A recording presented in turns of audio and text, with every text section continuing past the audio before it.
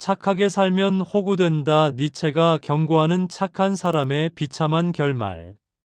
당신의 친절은 왜 고통으로 돌아오는가?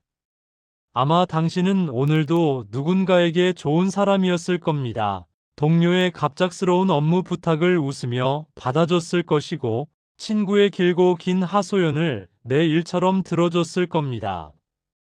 싫은 소리 한 번 안 하고 분위기를 망치지 않으려 애썼겠죠. 그런데 말입니다. 집으로 돌아오는 길, 당신의 마음은 왜 이리도 공허하고 무겁습니까? 내가 왜 그랬을까라는 후회가 밀려오고, 정작 나를 챙겨주는 사람은 아무도 없다는 외로움에 몸서리치지 않으셨나요? 우리는 어릴 때부터 배웠습니다. 착하게 살아라, 양보해라, 남을 배려해라. 하지만 냉혹한 현실은 우리에게 이렇게 말합니다. 착하게 살면 만만해진다. 양보하면 내 몫은 없어진다. 배려하면 당연하게 여긴다. 19세기 철학의 이단아, 망치를 든 철학자 프리드리히 니체는 이 비참한 순환의 고리를 단칼에 끊어버릴 독서를 남겼습니다. 당신이 착하다고 믿는 것, 그것은 사실 싸울 용기가 없는 자들의 비겁한 변명에 불과하다. 오늘 이 영상은 단순히 위로를 건네는 영상이 아닙니다. 당신의 영혼을 옥죄고 있던 가짜 선함의 가면을 망치로 부수고 니체가 말한 진정한 강자로 거듭나는 법을 전해드리는 생존 전략서입니다. 이 긴 여정을 끝까지 함께 하신다면 여러분은 더 이상 타인의 감정 쓰레기통으로 살지 않게 될 것입니다. 사자의 심장을 가지고 내 인생의 진정한 주인으로 서는 법. 지금 바로 시작합니다. 노예 도덕의 함정 마이너스 당신은 왜 거절하지 못하는가? 니체는 인간의 정신이 세 가지 단계를 거쳐 진화한다고 말했습니다. 그 첫 번째가 바로 낙타의 단계입니다. 낙타는 무거운 짐을 등에 지고 주인이 시키는 대로 뜨거운 사막을 걷습니다. 네, 알겠습니다. 제가 하겠습니다. 이 말을 연발하며 타인의 기대를 짊어진 당신의 모습이 바로 이 낙타와 같습니다. 니체는 이를 노예 도덕이라고 불렀습니다. 노예 도덕이란 무엇일까요? 스스로의 가치를 세우지 못하고 타인의 기준에 맞춰 자신을 평가하는 비굴한 도덕입니다. 착한 사람들은 흔히 이렇게 생각합니다. 내가 참으면 모두가 행복하겠지. 내가 손해보는 게 마음 편해. 하지만 니체의 통찰은 잔인할 만큼 날카롭습니다. 당신이 참는 이유는 당신이 정말 성인군자여서가 아니라 상대방과 갈등을 빚을 용기가 없기 때문이라는 겁니다.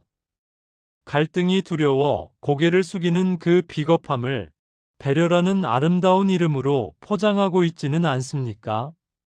노예 도덕에 갇힌 사람들은 자신의 욕망을 죄악시합니다. 내가 원하는 것을 말하는 것을 이기적이라고 자책하죠.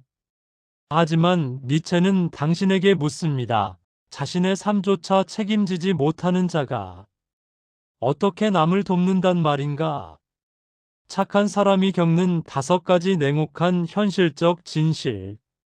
하나, 당신의 양보는 권리가 아니라 의무가 됩니다. 인간은 자극에 금방 익숙해집니다. 당신이 처음 배려를 베풀었을 때 상대는 고마워할 겁니다.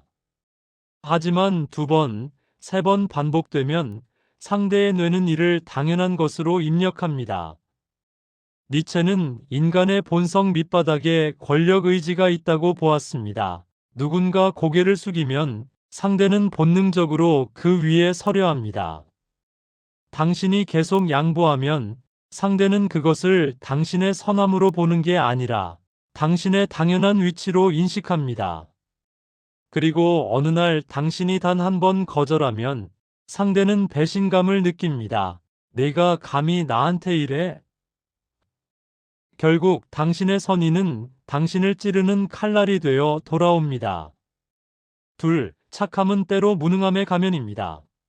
니체는 발톱이 없는 짐승이 초식동물임을 자랑하는 것은 우스운 일이다라고 비웃었습니다. 싸울 능력이 있고 상대를 제압할 힘이 있는데도 평화를 위해 참는 것이 진짜 도덕이지, 애초에 거절할 힘도 없고 대항할 수단도 없어서 순종하는 것은 도덕이 아니라 생존 본능일 뿐입니다. 직장에서 만만한 사람이 되는 과정을 보십시오. 실력이 부족해서 혹은 평판이 나빠질까봐 두려워서 남의 일을 떠맡는 것은 착한 게 아닙니다. 그것은 자신의 자리를 지킬 실력과 배짱이 없음을 증명하는 꼴입니다. 강자가 되었을 때 베푸는 자비가 진짜 자비입니다. 약자의 순종은 그저 비굴함의 다른 이름일 뿐입니다. 셋. 사람들은 희생하는 사람을 존경하지 않습니다. 인간은 본능적으로 가치 있는 것을 귀하게 여깁니다. 그런데 당신은 어떻습니까? 남을 위해 내 시간과 감정을 너무 쉽게 내어주지 않나요? 너무 쉽게 얻을 수 있는 것은 가치가 떨어집니다. 당신이 모두에게 친절하다는 것은 역설적으로 당신의 친절이 아무런 차별점이 없다는 뜻입니다. 니체는 거지에게 동정심을 베푸는 것은 그를 더욱 거지로 만드는 일이다라고 했습니다. 당신의 희생은 상대방을 성장시키는 게 아니라 상대를 더욱 게으르고 오만하게 만듭니다. 사람들은 당신의 희생을 발판 삼아 올라갈 뿐, 그 발판을 존경하지 않습니다. 넷. 속으로 사귀는 화는 영혼을 갉아먹는 독약입니다. 니체 철학에서 가장 중요한 개념 중 하나가 바로 르상티망, 즉 원한입니다. 겉으로는 허허실실 웃으면서 속으로는 칼을 가는 감정이죠.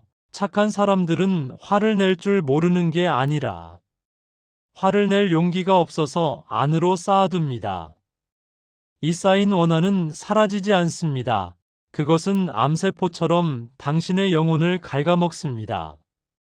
결국 무기력증에 빠지거나 엉뚱한 곳에서 폭발하게 됩니다. 니체는 이 도끼를 밖으로 배출하라고 조언합니다. 정당한 분노를 표현하지 못하는 인간은 영혼이 썩어버린 좀비와 다를 바 없습니다. 5. 당신은 당신 자신에게 최악의 폭군입니다. 남들에게는 관대하면서 왜 당신 자신에게는 그토록 가혹합니까? 타인의 기대를 만족시키기 위해 자신의 휴식 시간을 반납하고 자신의 꿈을 뒤로 미룹니다. 이것이 과연 선한 행동입니까? 니체는 말했습니다. 너 자신이 되어라. 당신의 인생은 당신의 것입니다. 타인의 각본에 출연하는 엑스트라로 인생을 낭비하지 마십시오.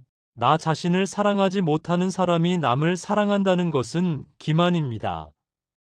당신은 지금 착한 행동을 하는 게 아니라 당신이라는 소중한 존재를 학대하고 있는 것입니다. 권력 의지와 르상티망 마이너스 관계의 역학. 우리는 관계가 수평적이기를 원하지만 니체는 모든 관계에는 힘의 역학이 존재한다고 보았습니다. 이것이 바로 권력 의지입니다. 사람들은 의식적이든 무의식적이든 자신의 영향력을 확장하려 합니다. 당신이 경계선을 긋지 않으면 타인은 당신의 영역으로 끝없이 침범해 들어올 것입니다. 그리고 거절하지 못한 당신의 내면에는 르상티망이 쌓입니다. 내가 어떻게 해줬는데 나한테 이럴 수 있어? 라는 억울함. 이 마음이 드는 순간 당신은 이미 관계의 주도권을 잃은 것입니다. 상대방을 탓하기 전에 당신의 권력 의지를 확인하십시오. 당신은 당신의 영역을 지킬 힘이 있습니까? 아니면 침범당하면서도 웃고만 있습니까? 영혼의 탈바꿈 마이너스 낙타에서 사자로, 그리고 아이로. 자, 이제 현실을 깨달았다면 어떻게 변해야 할까요? 니체는 해결책으로 정신의 3가지 변화를 제시합니다. 첫 번째 변화는 낙타에서 사자가 되는 것입니다. 사자는 사막의 주인이 되고자 합니다. 사자의 정신은 기존의 가치관, 즉, 너는 마땅히 해야 한다에 맞서 나는 원한다라고 포효합니다. 여러분, 이제 사자가 되어야 합니다. 누군가 무리한 부탁을 하면 마음속의 사자를 깨우십시오. 아니, 나는 원하지 않아. 내 시간은 소중해. 라고 말하십시오. 거절은 공격이 아닙니다. 내 영혼의 성벽을 쌓는 신성한 방어 활동입니다. 두 번째 변화는 사자에서 아이가 되는 것입니다. 아이는 순수합니다. 편견이 없고 새로운 시작을 의미합니다. 과거에 내가 얼마나 호구였는지, 얼마나 상처받았는지 잊어버리십시오. 아이처럼 현재의 순간을 긍정하고 나만의 새로운 가치를 창조해 나가는 단계입니다. 타인의 인정에 목매는 낙타의 삶을 끝내고 내 욕망에 솔직한 아이의 삶으로 넘어가야 합니다. 이것이 바로 니체가 말한 위버맨쉬, 즉 초인의 길입니다. 건강한 이기주의를 위한 두 가지 실전 기술. 이론은 알겠는데 실전은 어렵다고요. 니체의 철학을 일상에 적용하는 두 가지 강력한 무기를 드리겠습니다. 하나, 선택적 불친절을 연습하라. 모든 사람에게 좋은 사람이 되려는 야심을 버리십시오. 그것은 불가능할 뿐만 아니라 오만한 생각입니다. 니체는 고귀한 인간은 스스로 가치를 창조하며 모든 사람의 비위를 맞추지 않는다고 했습니다. 일주일만 실험해 보세요. 정말 내게 소중한 사람 3명에게만 지극정성을 다하고 나머지 사람들에게는 적당한 예의만 차리십시오. 무리한 부탁에는 죄송하지만 지금은 어렵습니다. 라고 짧고 명확하게 답하세요. 이유를 길게 설명하지 마십시오. 구차한 설명은 상대에게 당신을 설득할 틈을 줍니다. 당신의 에너지를 아껴서 당신의 성장에 투자하십시오. 둘, 귀족적 자긍심을 회복하라. 니체는 고대 귀족들이 가졌던 자긍심에 주목했습니다. 그들은 남의 시선을 신경 쓰지 않았습니다. 내가 나를 좋게 평가하면 그만입니다. 매일 아침 거울을 보며 선언하십시오. 나는 타인의 기대에 부응하기 위해 태어난 존재가 아니다. 나는 나만의 길을 가는 군주다. 남들이 당신을 이기적이라고 비난합니까? 축하드립니다. 당신은 드디어 타인의 조종에서 벗어나 당신 자신의 삶을 살기 시작했다는 뜻입니다. 고귀한 이기주의는 타인을 해치는 것이 아니라 나를 지키는 가장 강력한 방패입니다. 아모르 파티 마이너스 삶의 주인으로 선언하라. 니체 철학의 정점은 아모르 파티, 즉, 내 운명을 사랑하라는 말에 있습니다. 지금까지 착하게 살다가 상처받았던 그 모든 순간들, 호구 소리를 들으며 밤잠 설쳤던 그 억울함까지도 당신의 운명입니다. 그 과거를 부정하지 마십시오. 그 고통이 있었기에 당신은 오늘 이 영상을 보며 변화의 필요성을 절실히 느꼈을 겁니다. 니체는 말했습니다. 나를 죽이지 못한 고통은 나를 더욱 강하게 만든다. 이제 더 이상 착한 사람이라는 감옥에 갇혀 울지 마십시오. 당신은 남을 만족시키기 위해 태어난 도구가 아닙니다.